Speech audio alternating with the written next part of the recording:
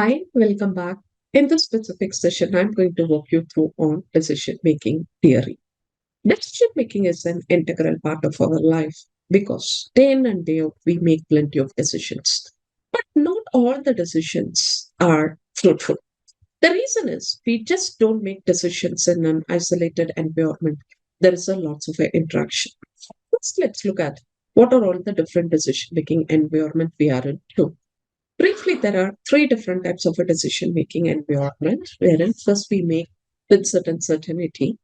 Second level, we make it under a riskier environment. And the third one, we make it under uncertainty. Uncertainty, we have gotten plenty of models, but whereas in this class, we are going to stick to only five important models. The most important model, we call this as a optimistic decision criteria, where we talk about maximum of the maximum or how much is the minimum outcomes we are going to have it. Next level, we are going to have a pessimistic decision making where we are going to talk about maximum of the minimum or minimum of the maximum. Then a equally likely criteria, which is also known as Laplace criterion, where we associate equal probability to all the strategy. Next one we are going to have is criteria of realism, where not all the time we are going to lead to a bad decisions, or not all the time we are going to have or make good decisions. So that's when we are going to have a combination of worst case scenario and the right case scenario. And finally, we are going to have criteria of regret, which is also known as savage principle. This is the brief strategy for this entire session. These five models we are going to work in. Alternatively, you can pause the video and note down the names of these specific methods. Let's move on to a specific problem. A person is interested to invest in one of the investment plan out of the three. The person wishes to invest all of the funds in a specific plan. It can be either a stock, bonds, or a savings account. The conditional payoff for the investments are going to be based on the three nature of the states. We call this as either a nature or we are going to call this as a state. We are presented with accelerated growth, normal, or a slow growth. Depending on this, we are given with a payoff matrix where the stocks during an accelerated growth environment gives the maximum return in the entire data set. And in the normal time, 6,500. And in the slow growth, we are going to lose 4,000 if you are investing in the stocks. Similarly, for the bonds also, accelerated growth 8,000. Normal growth will receive 6,000. And if it is a slow growth, 1,000 rupees, which is the least. In terms of a savings account, we are going to receive the same amount of money throughout the year. We are given with the payoff matrix here. There are two things we must keep in mind. One is strategy, the other one is the nature, or it is known as states. How do you differentiate out of these two, which one is a strategy and which one is a nature? In the strategy, you can choose not only that, you can control the variables also. But whereas in the nature or the state, which is going to be out of the decision maker's control, that is called as a nature of a state. For example, investing in bonds, stocks, and savings account, would you call this as a nature or would you call this as a strategy? Exactly. This is strategy one, strategy two, and strategy three. The nature is N1, N2, and N3 because we do not have any control over the environment. When these two are interacting, we have to make a best of the best decision which benefits the decision maker. We are asked to find out the best strategy according to the four different methods. Let me walk you through one after the other. The first method we are going to solve is called as a Laplace criterion. It's simple and easy method. We have taken the strategy as S1, S2, and S3, N1, N2, and N3. First level, we are going to sum up S1, which is going to be 10,000 plus 6,500 minus 4,000 divided by 3. Why 3? Why not 4 and 5? Here we have got it 3 states or the nature. 12,500 divided by 3 will yield us a result of 4,166 point. Let's do it for the second method. 8,000 plus 6,000 plus 1,000 upon 3. 15,000 divided by 3. 5,000. Third strategy, 5,000 plus 5,000 plus 5,000 upon 3, which will give us 15,000 upon 3 equal to. You need to decide which one will give you the maximum here. We can see the strategy 2 and the strategy 3 gives you more or less the equal one. So the expected monetary value is best at strategy 2 and 3.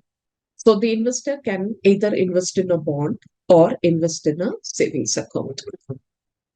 Let's move on to the next method, Maximin criterion. So first level, what we have to do is divide this into two portions. You're going to take the minimum as the first one, maximum as the second one. For each and every one of the strategy, we need to calculate it. What is the minimum for the first strategy? Minimum is minus 4,000. For the second strategy, minimum is 1,000. And for the third strategy, minimum is 5,000. From this, what is the maximum? The maximum benefit is that 5,000, which is strategy 3. EMV is best at strategy 3 with 5,000. So the investor must choose strategy 3 according to Maximin criterion. Third criterion is an optimistic criterion where we are going to consider the maximum of the maximum profits.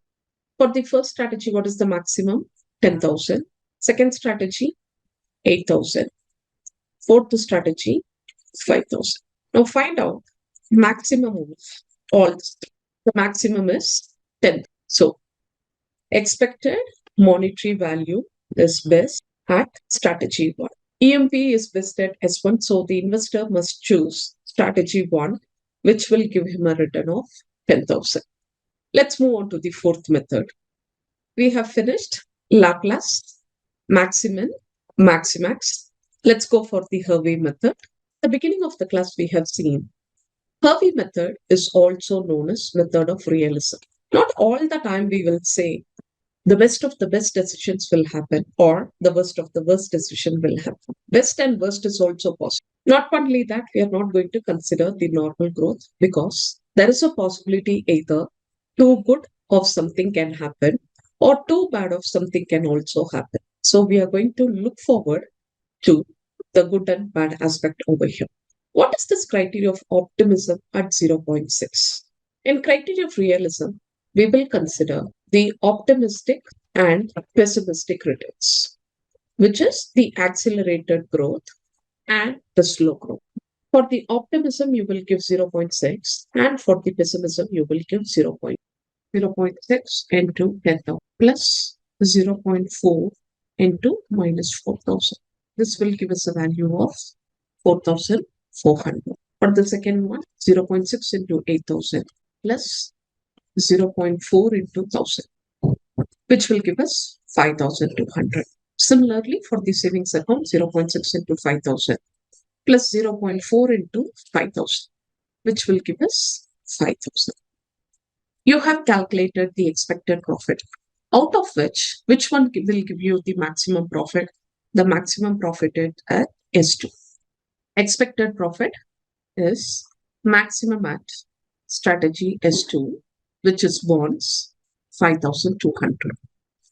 This is how you calculate Hurwicz method. Let's go for the last method of Minimax regret criterion.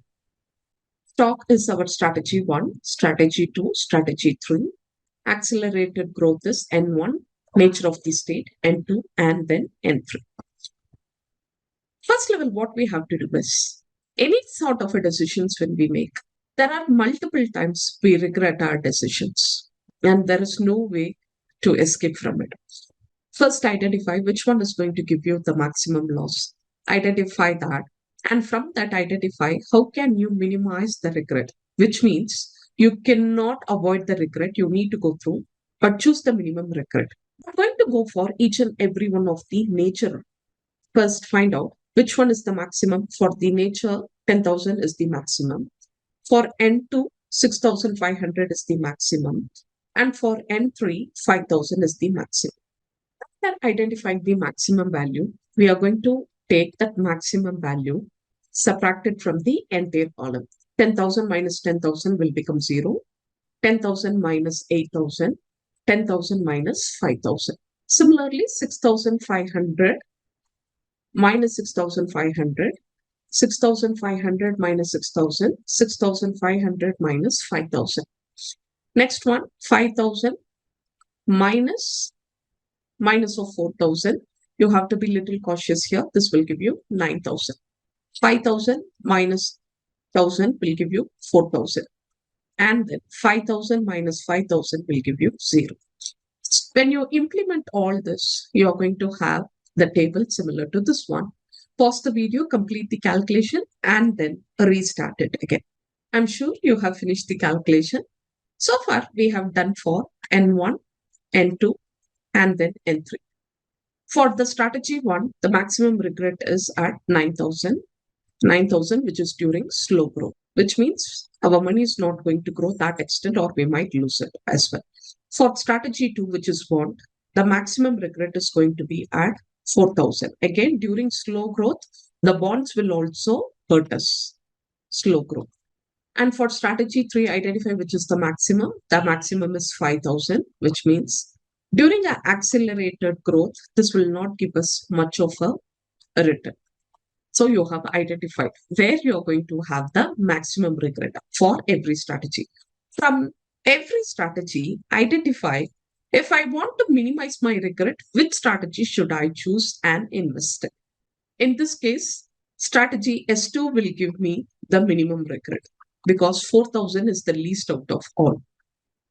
This is where we call this as a maximum and the minimum regret, which means you cannot avoid the regret, but you can minimize it from the maximum. So if the investor is ready to invest in strategy 2, which is in the bonds, the investor, he or she will have a minimum regret. That's it. We have finished all the 5 questions. Yes, I can hear that. It is so easy and simple. Should you have any questions, please to post it in the comment box. I'm happy to answer it. Thank you so much for joining me. See you in another video. Until then, this is Katpakam signing off. Good day.